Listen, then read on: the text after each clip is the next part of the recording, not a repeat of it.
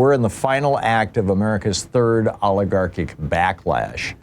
And, we're really now at the point where the 5 corrupt Republicans on the Supreme Court who signed off on Citizens United in the cases, and Buckley and Bellotti and McCutcheon have so severely harmed our nation that we are facing an oligarchic takeover, also known as a constitutional crisis. Trump is ignoring the court's orders, threatening judges' lives so blatantly that even Chief Justice John Roberts felt like he had to speak out on this.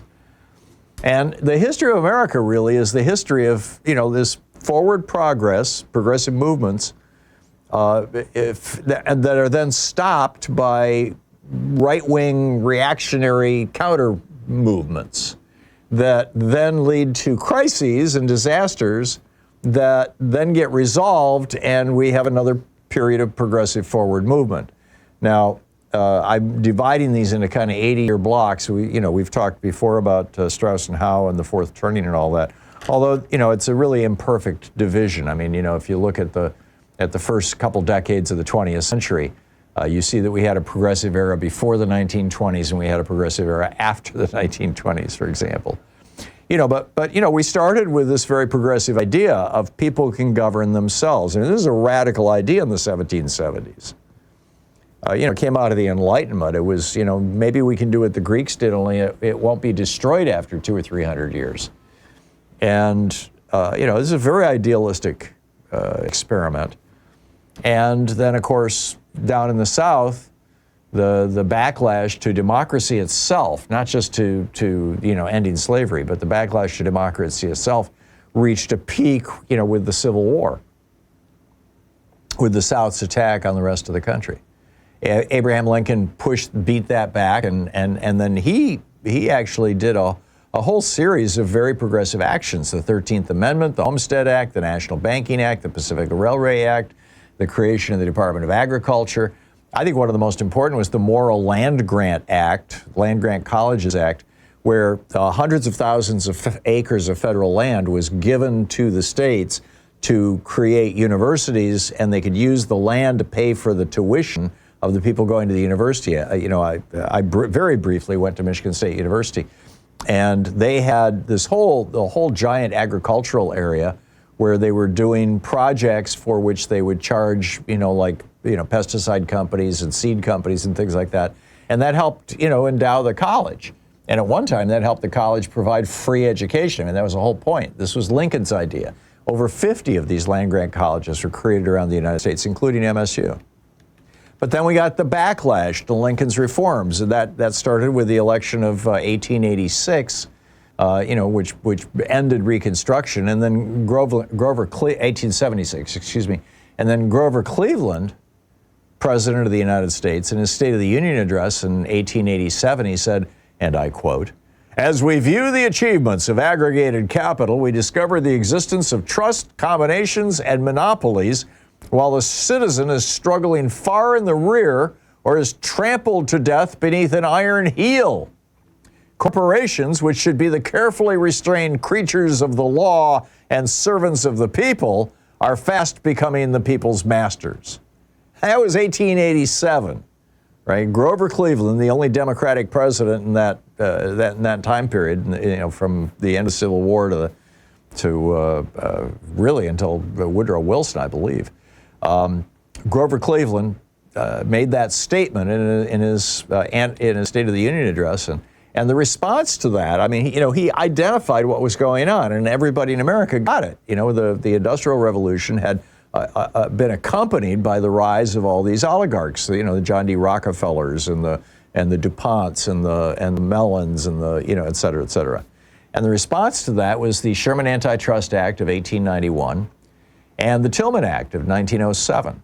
And Teddy Roosevelt and William Howard Taft used the Antitrust Act of 1891 to break up Standard Oil into 27 separate companies, along with dozens of other big companies.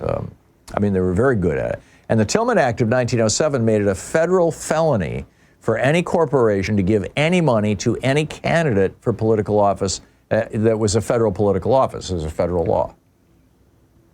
And the states started to do the same thing.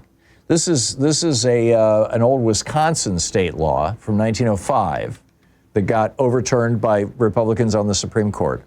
But this law was in effect throughout the period that included, the New Deal. This is why we got so much stuff done. I mean, this is the big message of today's article, by the way, is that when we were able to restrain big money in politics, we got stuff done. And when the big money in politics took over, we stopped getting stuff done. So, this is what the law said in Wisconsin, this 1905 law, and I quote, "No corporation doing business in this state shall pay or contribute or offer consent or agree to pay or contribute directly or indirectly any money, property, free service of its officers or employee or thing of value to any political party, organization, committee, or individual for any political purpose whatsoever, or for the purpose of influencing legislation of any kind, or to promote or defeat the candidacy of any person for nomination, appointment, or election to any political office." And the penalty was up to 5 years in prison for the CEO, for the executive officers, and even for the attorneys who represent the corporation.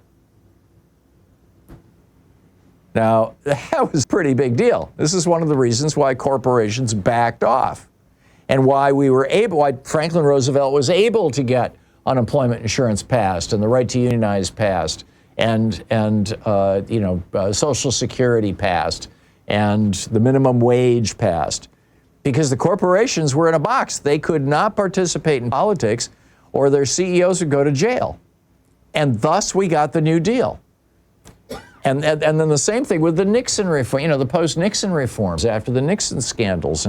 Actually, to a certain extent, I believe the Tillman Act and many of these state laws were still in effect in the 1960s when we got the Civil Rights Act, the Voting Rights Act, Medicare, Medicaid, food stamps, subsidized low-income housing. All these programs of the Great Society. And then the third great backlash began in the 1970s with the Powell Memo, and it was put on steroids by the Citizens United. And that's the problem that we have right now. Now, Democrats tried to blow up Citizens United. The For the People Act would have reversed large pieces of Citizens United, and the John Lewis Voting Rights Act would have declared that you have a right to vote. And if a state wants to take away your right to vote, they have to go to court. And as Abe Lincoln said, he said, public sentiment is everything. With it, nothing can fail. Against it, nothing can succeed. So, yeah, Democrats have no political power right now at the federal level. But we have public opinion. And the more of us who show up in the streets, the more of us who are speaking out on social media, the more of us who are participating in these protests and showing up at town halls and Tesla dealerships, I guess, please, peacefully and legally, and all these other, forms of protest. The more of us who do this, the stronger public opinion is going to get, and the more people are going to get it that the public opinion is turned against these guys, which may influence Republican legislators to maybe put the brakes on. There are a couple who are starting to speak up. Chuck Grassley, for example. I'll tell you about that in a little bit. So this is it. What we have is public opinion. So sign up over at indivisible.org and 5050.one to participate. Let's take our country back.